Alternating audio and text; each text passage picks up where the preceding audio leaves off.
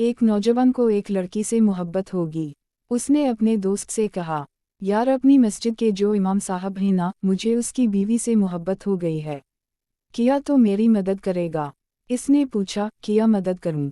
اس نے کہا، امام صاحب نماز پڑھ کر جلدی گھر چلے جاتے ہیں، میں چاہتا ہوں کہ تو ان سے کوئی مسئلہ پوچھ کر انہیں اتنا الجھا دے کہ مجھے ان کی بیوی سے ملاقات کا اچھا خاصا وقت مل جائے۔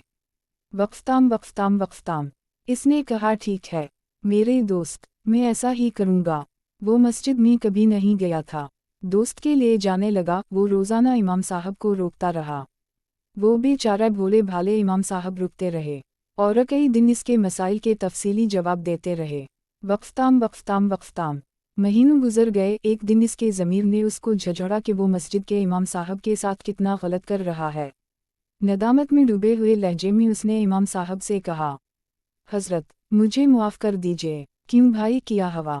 دراصل مجھے مسئلہ نہیں پوچھنا ہوتا تھا، بلکہ میں اپنے دوست کی مدد کرتا تھا۔ وہ اور آپ کی بیوی ایک دوسرے سے محبت کرتے ہیں، آپ جلدی گھر چلے جاتے تھے، اسی لیے اسے موقع نہیں ملتا تھا کہ اس سے ملے۔ اس کی مدد کے لیے میں آپ کو روکے رکھتا تھا۔ وقفتام۔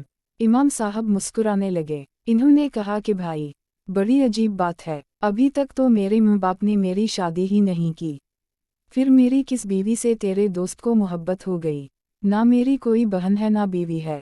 دوست سوچ میں ڈوب گیا کہ یہ کیا ہوا، یہ تو کچھ اور معاملہ نکلا کہ امام صاحب کی شادی ہی نہیں ہوئی تو میرا دوست کس کے پاس جاتا ہے؟